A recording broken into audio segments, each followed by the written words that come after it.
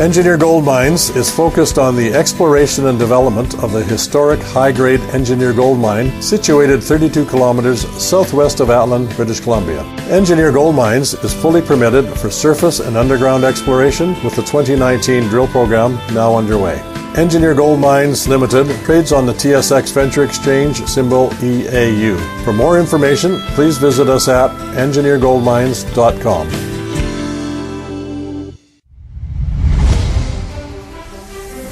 Welcome to the Goddard Report. Comments made on the Goddard Report and TalkDigitalNetwork.com are an expression of opinion only. Here is Jim Goddard. My guest is Kris Sims, BC Director of the Canadian Taxpayers Federation. Welcome back to the show, Kris. Thank you so much. Kris, ICBC plans to go to no-fault insurance, although they're not calling it no-fault. It sure smells, looks, and feels like one. It is no fault. It's almost too cute by half that they refuse to say the term no fault. And the reason why, of course, they didn't want to use the term no fault is because the minister responsible for it, David Eby, said just recently that they weren't even considering, they weren't looking at no fault insurance. And voila, now we're going to get no fault insurance. So it's a little bit silly that they were playing around with the term.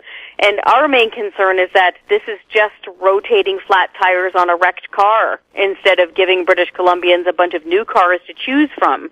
You're limiting people's choices even more so. So say you are injured in a vehicle collision in BC. God forbid you're really injured. Now you're going to be tied to an ICBC type adjudicator for the rest of your life if you're suffering, if you have pain and suffering. You're no longer going to be allowed to hire your own lawyer, to take the issue to court, to try to get more of a settlement that suits your needs. It's going to be you deal with the government and the government only. So it's really intensified the one-stop not shopping. And for this idea that they're somehow promising 20% rate reductions, well, number one, rates have gone up around that much for the average driver over the past few years anyway, so we're not really seeing a backslide of savings happening here. And two, a heck of a lot of things can happen, politically and government-wise, in a year. They're promising we're going to see this rate relief in a little more than a year from now. And guess what? That also falls on what is the start of election season here in BC. So we've got a lot of skepticism around this, and it's very frustrating. Well, it's very typical around election season for the government to say they're going to freeze hydro, which they couldn't, according to the Public Utilities Commission. They say they'll hold the line on insurance rates, which never has happened. Why should we believe this promise? We shouldn't believe them because, one, there's only so much a government is able to do. And two, they'll often say anything, and this is of any party. Politicians will often say anything in order to get themselves through an election. And that includes trying to freeze a rate or reduce a rate. And lo and behold, they get back into power or a new party gets into power, what have you, and they'll often say, oh, wow, the situation is much worse than we estimated it to be. We're going to have to increase rates, or we're going to have to increase taxes, or we're going to have to increase our spending. It's really the oldest trick in many of these books. And so this is why we just keep banging on this drum saying other jurisdictions don't deal with this. Other jurisdictions, other provinces, other drivers don't have to listen to their politicians and government yammer on about auto insurance. They don't, because they have a competitive system. Other companies provide the insurance for automobiles in places like Alberta and Ontario and Nova Scotia, and they don't have MLAs or MPPs talking about it. This is mind-boggling that British Columbians have to deal with this thing continuously, and it's only going to get worse. Well, I mean, I think of my own personal examples of car accidents, no fault of mine because I was a passenger. And, ICBC offering a settlement of $500 for, ripped up cartilage and ligaments and so on. And, the court saying, no, that's worth $25,000-$30,000. So what kind of compensation are you going to get when ICBC says, we're going to give you a couple of pills and that's it, buddy? Just look at that example. So there's your own example, and then many people listening right now will be able to have their own examples or things that they've heard from their spouses or their coworkers of nightmares where they're dealing with a faceless bureaucracy, an arbitrator telling them This is how injured you are. Here's your payment. Go away. And then having no ability to go back and sue or any form of recourse except for another form of government, going to the ombudsperson's office. Again, they're really limiting people's choices here. And what's sad is that they're limiting people's choices who in future, again, heaven forbid, who will be injured. These will be injured people who won't have the right to take this issue to court.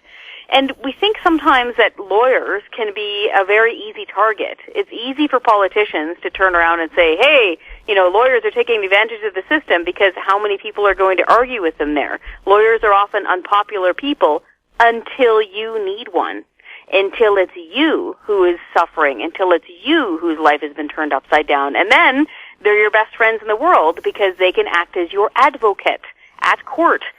To have this now taken away and still be stuck with the highest rates in Canada and still not be allowed as adults to shop around for our own insurance is madness. And I often will compare things to a grocery store. Just imagine the government owned the only grocery store chain in all of British Columbia. Can you just imagine what the produce would be like? Can you imagine what the prices would be like? But let's do apples to apples. Why is it that here in BC we can shop around for our own home insurance and our content insurance and our travel insurance, but when it comes to something that moves on wheels, we have to only take orders from the government? This is madness. Now, one area where the government might have to move into the insurance business is condo owners are facing massive increases in insurance. Some insurance companies won't insure condos anymore, and people might be forced out of their homes. You can't have a mortgage if you can't get insurance on a property. In a case like that, it might make sense for the government to help out, but I don't see a demand in today's competitive market for car insurance for them to be in that market. Exactly. If you look around most of North America has forms of competitive auto insurance. And nothing is ever perfect, and insurance is definitely a complicated realm. And perhaps we can have regulations on it similar to how we see for banking and credit unions, those sorts of things. But at the end of the day, we do think having more choices and more competition is better than having less or none. We're often going to wind up with much higher prices and a lot less happy customers because they'll feel trapped and have nowhere to go. Customers in other jurisdictions have places to go. If they're not happy with their insurance or if they're not happy with the products they're getting, they're at least able to shop around a little bit or try to price compare. Here, we've got nowhere to go. It's only ICBC. We'll have more with Kris Sims right after this. Cypress Development Corp. is developing a world-class lithium resource in the heart of Clayton Valley, Nevada. The size of the resource makes the Clayton Valley project a premier asset with the potential to impact the future of lithium supply. Cypress Development Corp. trades on the TSX Venture Exchange, symbol CYP, the OTCQB, symbol CYDVF, and on Frankfurt, symbol C1Z1. For more information, please visit our website, cypressdevelopmentcorp.com. Media recognition from Bloomberg, Reuters, recycling trade publications. Patented process for 100% recovery of critical metals, including cobalt, lithium, nickel, manganese, aluminum. American Manganese is focused on recycling lithium-ion batteries for electric vehicles. American Manganese trades on the TSX Venture, AMY, the US, AMYZF, and Frankfurt 2AM. For more information, visit AmericanManganeseInc.com or phone me, Larry Ray, at 778-574-4444. Welcome back. We're speaking with Kris Sims. Kris, the federal government created a Ministry of Middle Class Enhancement, but they have admitted themselves they have no definition of what is middle class and how can you enhance it. It's really, this seems like something from Monty Python. It really does. Or Mad TV. I don't know if you ever watched that show. It was hilarious. They actually created this, I think, in a way of trying to be trendy and cool, the same way that they had changed the name of international affairs or foreign affairs to global affairs. You know, it's one of those things that they're trying to be buzzwordy, but then they really stepped in it because the minister responsible couldn't define what it is to be middle class. And then recently at a committee, it was shown that the members of the committee found, on average, I think they found an on average tax savings of like $1.70 something per week. And then they started wondering aloud if that would cover food or groceries. it was cringeworthy. You're wincing all the way through it.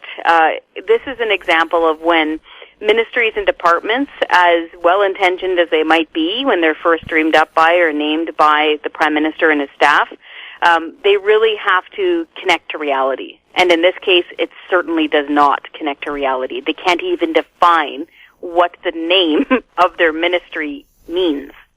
$1.70 would give you perhaps an extra package of tartar sauce for your fish and chips. I could get a can and a half of name brand baked beans for that on sale. So that would be my price chopper costing $1.70 something. And that's going to propel you out of poverty into the middle class. You know, it's one of those things where it's just add government, and this is one of those situations where they should have focused more on trying to attempt to balance the budget instead of racking up these ghastly deficits that have no excuse. I mean, we're not in an economic crisis, knock wood. We're not at war in the general sense. There's no excuse for these sorts of deficits. And we're just bracing ourselves for when times get darker, for when interest rates go up, when there's a crisis, perhaps nationally or internationally. These things always come around. It's why good money management often includes things like rainy day funds, because we know rainy days will eventually come. That's how we function here on Earth. And they're just going willy-nilly right now at the federal level, and it's scary. And this example of having a minister who can't define what their ministry even represents is a classic case. The Fraser Institute says the Trudeau government is spending now at a higher rate than Canada did at the height of the Second World War, that no prime minister has run up this kind of spending over the past century unless it was connected to a war or a recession. What happens when recession hits Canada? Bad things will happen, because when recessions hit, of course, people unfortunately lose their jobs. That means that more demand will be put on the employment assistance systems. That means also that their ability to be taxed at that higher good salaried rate will diminish. So that means that the federal government will have less money to deal with. And that also means that our industries will shrink, because other places around the world won't want to take our stuff at a higher rate, because they'll often be in a recession situation too. Everything starts contracting and shrinking when recession happens. And when that happens, quite often interest rates can go up. So when those things all start happening together, when we're this extended federally, bad things will happen. And this is why we're pleading with the federal Liberals to take a page from their own history books, to look at the spending practices and the money management of former Prime Minister and Finance Minister Paul Martin. We gave him an award at the CTF as a deficit slayer. They got to calm this down. They have got to rein this in. This is not a frat party. This is a federal government, and they need to rein this in. Because if we don't, the pain is going to be horrible when the recession eventually comes. We'll have more with Kris Sims right after this. Avon Resources Limited is a gold exploration company with significant projects in British Columbia and the Yukon, trading on the TSX Venture Exchange, symbol ABN, and the OTCQB, symbol ABNAF. Surrounded by world-class gold deposits and mines, Avon's 23,000 hectares Forest Kerr Gold Project is located in the heart of the Golden Triangle in northwestern BC. For more information, visit us at avonresources.com. Don't miss out. Stay informed. Receive the HowStreet.com weekly recap with thought-provoking podcasts, radio, and articles delivered to your inbox. Sign up for the HowStreet.com weekly recap on our homepage at HowStreet.com. Welcome back. We're speaking with Kris Sims. Kris, among the handouts that Trudeau's given corporate Canada, $50 million to MasterCard. I'm sure they're broke. $12 million to Loblaws, which is owned by one of the richest families in Canada. BlackBerry, a perennial money loser, getting $40 million. Why is he shoveling money off the back of the truck for organizations that don't need it? We don't know. This is what we call corporate welfare. So when we say corporate welfare, it's exactly this. It's giving quite often tens of millions of taxpayer dollars coming from individuals and our own small businesses to massive corporations. For what? Who knows? And quite often we'll write them up as loans that they know will never, ever, ever be paid back. So this is the kind of wasteful spending that can really undo a government, and it can really make them spendthrift. It means that they'll just spend their money everywhere, and it's our money, it's taxpayers' money. And so this is why we're telling them you need to stop handing money out, because in the situation like Loblaws, for example, that came on the heels of the federal carbon tax and telling everybody to put on an extra sweater and to do your bit for the environment and all that stuff. And then they turned around and handed millions of dollars to one of the wealthiest corporations in Canada to retrofit the refrigerators. Well, for goodness sake, tell them to retrofit their own refrigerators on their own money with their own profits. There's no need for taxpayers to be paying for that. And here again, perfect example, MasterCard. Why does an international credit card company need taxpayers' dollars? They don't. They absolutely do not. It's the same sort of thinking that had the federal government drag its feet for years and wind up being left with the Trans Mountain Pipeline thrown into their laps. And guess what? That price tag has gone up by $5 billion. We just heard that from Finance Minister Bill Morneau. So it's this kind of fiscal mismanagement and recklessness that is leading us into these record-level deficits. And again, if Canadians don't start phoning their members of parliament from all parties and telling them to rein in the spending and telling them that they care about a balanced budget, no politician will care, because he or she only wants to do what you're telling them to do so they can get your vote and get elected back into power. And if you say you don't care about deficit spending because you may not care about your own personal debt, who knows, then they're never going to act on it. They will keep running up the federal credit card, and it's us and our own kids that are going to have to pay for this thing, the same way as happened with Pierre Trudeau, with the senior Trudeau, former Prime Minister Trudeau. He ran up a massive amount of debt and deficits, and it took us ages to eventually try to pay it off. And Canada is a changed country because of it. If we don't start taking deficit and budget spending seriously, we're going to wind up in a very bad situation. Kris, how can people find out more about the Taxpayers Federation, or maybe fire up our politicians to look after our money better? This is exactly what we'd like their help with. Again, we don't care which party you vote for. It could be the Flying Monkey Party, could be the Conservatives, could be the Liberals. We don't care. The Flying Monkeys, they're my favorite. Wouldn't that be fun? I might want to get one of those lawn signs. So what matters to us is having reasonable government, fair government, lower taxes, lower spending, and more accountability.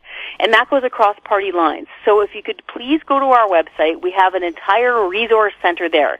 Go to taxpayer.com, click on Resource Center, and there you can find the emails and the phone numbers of many of our political leaders, both provincial and federal, and some tips on how to write a firm but polite email, and then how to follow it up with a phone call. Because if you write it in your own words, that's worth like 100 extra people who never did bother emailing them. And then if you phone later, that's another 100 or so people. That's how they count it in their heads. So when they get that phone call at the constituency level or the legislature level in their offices, they will take notice and they will eventually act. And so we encourage everybody, this is part of being a good citizen, please do your part and reach out to your elected officials and tell them what you care about. Kris, thank you so much for being on the show. Thank you. My guest has been Kris Sims, BC Director of the Canadian Taxpayers Federation. Her website, taxpayer.com. If you have any questions for Kris or any of our other guests, you can send them to info@howstreet.com. Our YouTube channel, Talk Digital Network. Find us on Twitter at Talk Digital Net. We're also on Facebook. I'm Jim Goddard. Thank you for listening.